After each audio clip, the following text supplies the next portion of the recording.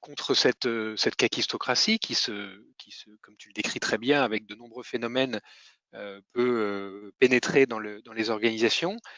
Quelles sont les solutions en tant que leader, en tant que manager? Comment est-ce qu'on peut apporter de la transparence, hein, pour combattre cette kakistocratie? Et quelles sont les actions concrètes qu'on peut engager heu, pour sortir de cette trappe? Alors, le problème de la kakistocratie, c'est qu'on s'attaque à la gouvernance, hein. Alors, on va parler peut-être de l'incompétence, mais c'est autre chose de lutter contre l'incompétence de collaborateurs, de collègues, et de s'attaquer à l'incompétence de ceux qui dirigent. Moi, je suis sur ce sujet-là. Et c'est vrai que là,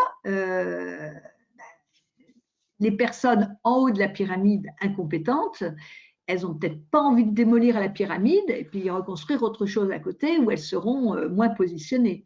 Donc ça, c'est l'énorme problème de la kakistocratie. Vous êtes incompétent, vous êtes en place depuis des années, directeur de ceci, chef de service, etc. Eh bien, est-ce que vous avez envie de vous remettre en cause? Et là, il y a un vrai, vrai sujet. Donc, s'attaquer à la kakistocratie quand on n'est pas en haut de l'échelle, et par définition, on serait incompétent, donc c'est prendre quand même des risques, hein. Ça, je l'explique bien dans le bouquin.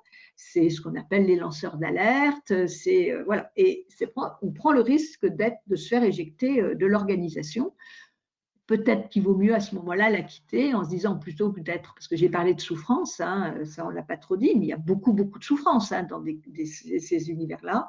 Se dire, bah, c'est peut-être plus la peine que je reste ici et que j'aille voir ailleurs, où là, je n'aurai pas le même phénomène.